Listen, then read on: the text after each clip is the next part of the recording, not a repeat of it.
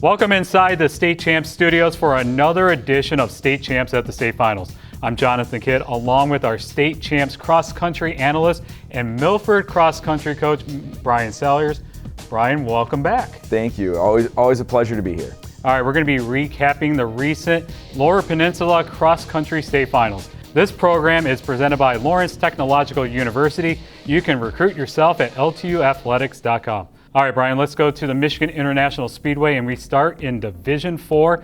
And with the girls, congratulations to Aiden Hartran from Buckley High School.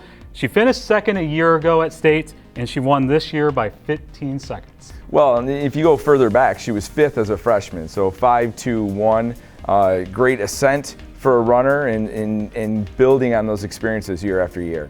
And congratulations to Johannesburg-Lewiston up in northern Michigan. They had two runners placed in the top 10, and they will go on to win their first state title in school history. Last year was the best team they ever had. They went above and beyond that this year. They're led by a young man, Brendan Markham, who is no stranger to state championships. He ran for Pinckney High School back in the early 2000s and was part of state championships there under Tom Carney. And so he's done a great job with that program and really elevated the boys and the girls. And we stay in Division 4 for the boys, and Lazawi Osternick from the Wyoming Potter's House, he dominated the field by 24 seconds for his second straight individual state title. Yeah, and this was one he was running by himself. He was out there kind of forging the way. And he wasn't concerned about weather conditions. It was really windy there. He was a man on a mission, and he was paying attention to what's happening behind him because he also had a key role in the team outcome at Division 4. And speaking of that, congratulations to the Potter's House. They were the first boys team to sweep the first three places in a MHSAA final since the meet moved to MIS in 1996. And it's their first state title in school history. Yeah, I can actually raise you one on that statistic. Their first boys team to sweep the top three positions at MHSAA race since the 1934 Niles team. Oh, wow, you're busting out the history. Yeah, when we talk about unprecedented accomplishments in that race, not only was the lowest point total in D4 history, not only was the such a large margin, the third largest scoring margin between first and second. They completely dominated the field. They had 5 All-Staters, but this wasn't the first time they went 1, 2, 3. At the Portage Invite, one of the big invites of the year, they went 1, 2, 3. At their conference meet, they went 1, 2, 3. At the regional, they went 1, 2, 3. But at the state finals, it wasn't that way until the final mile. Their second and third runners, Logan Sweeney and Jackson Rodriguez, really kind of maneuvered themselves in the lead pack and then really kind of made a charge in that last mile to make it happen. Christopher Kuster is their coach. He's from the Doug Yeager pedigree at Grand Rapids South Christian. He's coached at the collegiate level. He's coached at the high school level. Does a great job with those kids. All right, we move along to Division 3, and with the ladies, sophomore Jessica Jazwinski from Hart High School overcame the elements to run the 5th fastest time at the Division 3 finals with a time of 17 minutes and 36 seconds. Yeah, and actually it's a sophomore class record for her. And what's actually the connection to that is it breaks a Hart runner's, Adeline Ackley's sophomore class record at D3. So keeping it in the school, and you have to run pretty fast to get a school record for a sophomore class there is what I'm learning. But she did a great job. And she has 2 top 5 finishes at the state level, and after 2 years, and to claim the win, that's pretty awesome. Hart came in the 5-time state champions, but that streak ended as Traverse City St. Francis won its first state title since 1996. Yeah, and that's where you look at that and say, wow, what a streak that had been put together by Hart there. And it took a complete team effort to go above that, and St. Francis did that. They were there hitting with a number of different positions all the way through and come out on top. And we stay in Division 3 for the boys. Benzie Central senior Hunter Jones got his 4th straight state title. He is heading off to Wake Forest. Yeah, you could do a side episode on Hunter, his season, his career, Here's somebody that has never lost to a Division III or IV runner. Oh, wow. I mean, you just kind of summarized it, right? So he's a 4-time state champion. He joins Ryan Shea of Central Lake as the only Division IV athlete to ever accomplish that. So when you talk about this, he breaks the Division III record, which was held by Maverick Darlin. He ranks number 2 all-time at MIS. We've been running there since 1996, only behind Dathan Ritzenheim. This is the highlight individual performance, hands down. Everybody anticipated it, but he delivered. And that was quite a spectacle. And team-wise, Hart High School, they were runners-up the last 2 years. They had 3 runners placed in the top 10, first state title in school history. Yeah, first state title coming off of runner-ups back-to-back. I mean, that's where you talk about persistence, right? Keep knocking on the door. Somebody's going to answer. And so when we look at that, that Hart team, they were represented up front. When you have three of the first 12 overall finishers, then all of a sudden you're establishing yourself in the money, and now you're counting on the remaining portion of your roster to close the door. They did that. They came in ranked number 1. They delivered. They're champions. They're going to savor this for a long time. All right, we're going to keep this going. And in Division II, with the girls, Drew Muller from East Grand Rapids High School.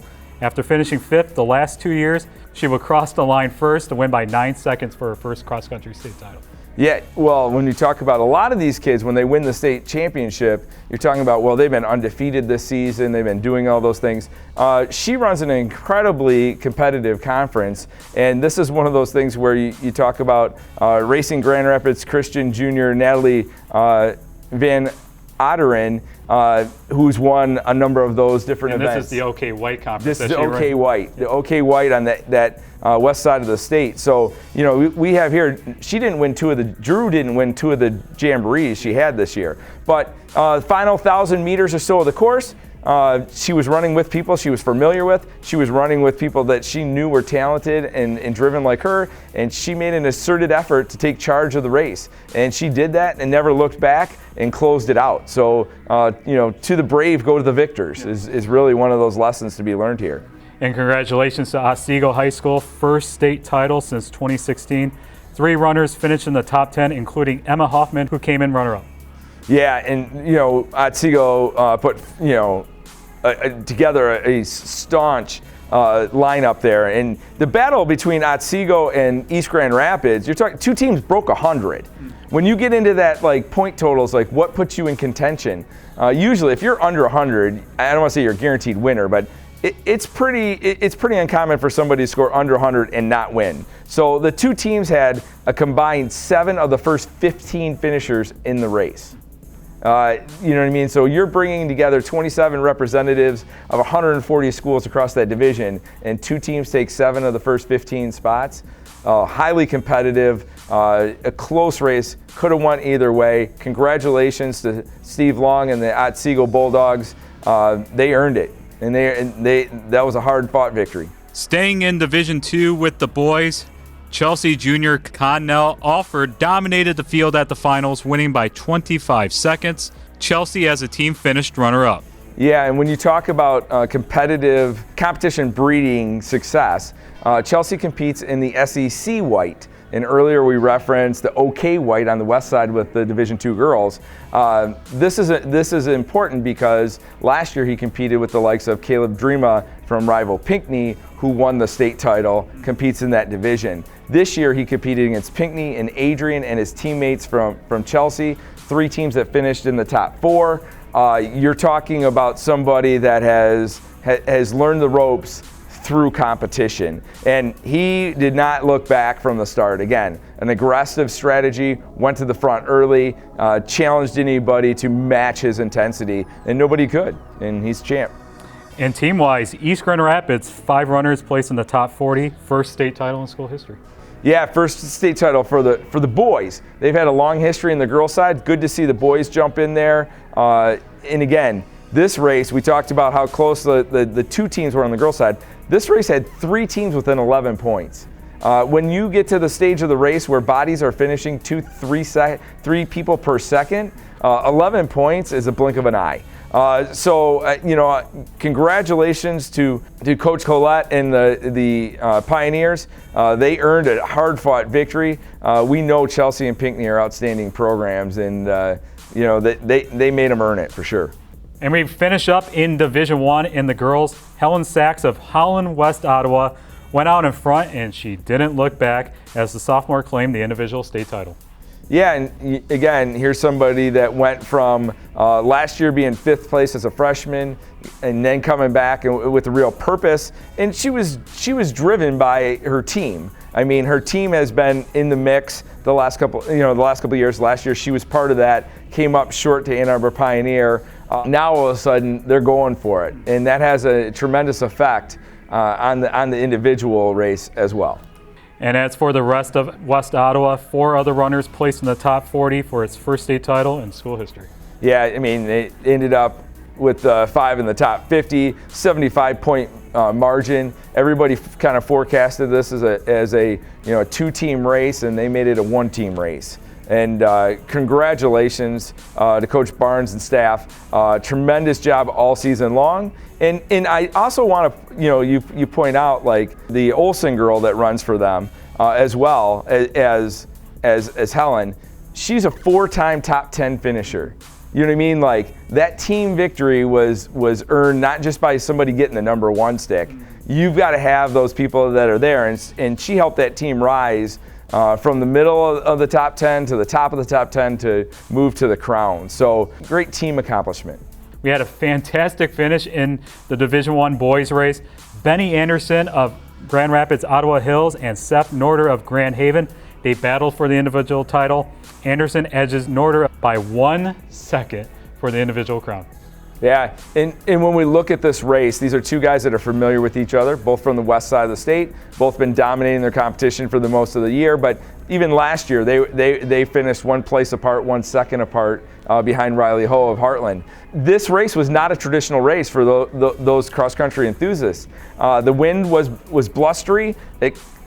It caused the runners to consider their strategy. They went out in 5:12 for the first mile. When you talk about how the race then changed and morphed over the next mile, they just kept getting faster and faster until it was the 2 of them. And they're very, like I say, they're very familiar with themselves. Both outstanding runners. It was Benny that made the final push and made the difference.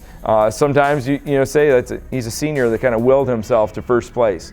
There's something special about that last run at MIS, and he kind of proved that.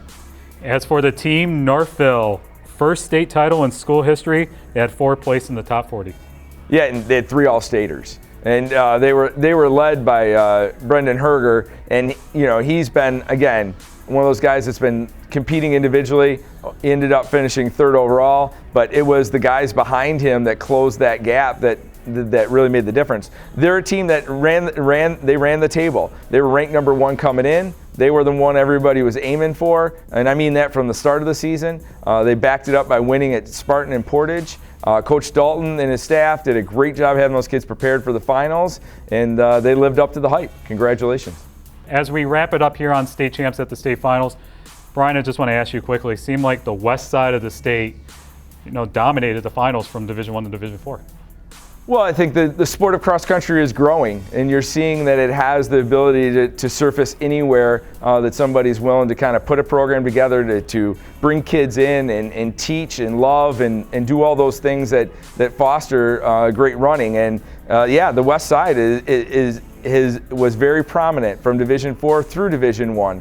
And that's going to challenge the kids on the east side to step up their game next year. The competition breeds competition, and we look forward to that continuing to evolve. Well, thank you very much, Brian, for joining us here. Are we going to do it again for track and field? Oh, absolutely. The sport of running, whether it be in cross country in the fall or track and field in the spring, is so vibrant in the state of Michigan. And anytime I have the opportunity to come talk about it, I relish that. And let's promote those great teams, coaches, kids, families, schools. Michigan's an awesome place for track and field and cross country. All right, so congratulations once again to all of our state champions. And that's it for another edition of State Champs at the State Finals. State Champs at the State Finals is powered by Lawrence Technological University. Visit l2athletics.com and recruit yourself.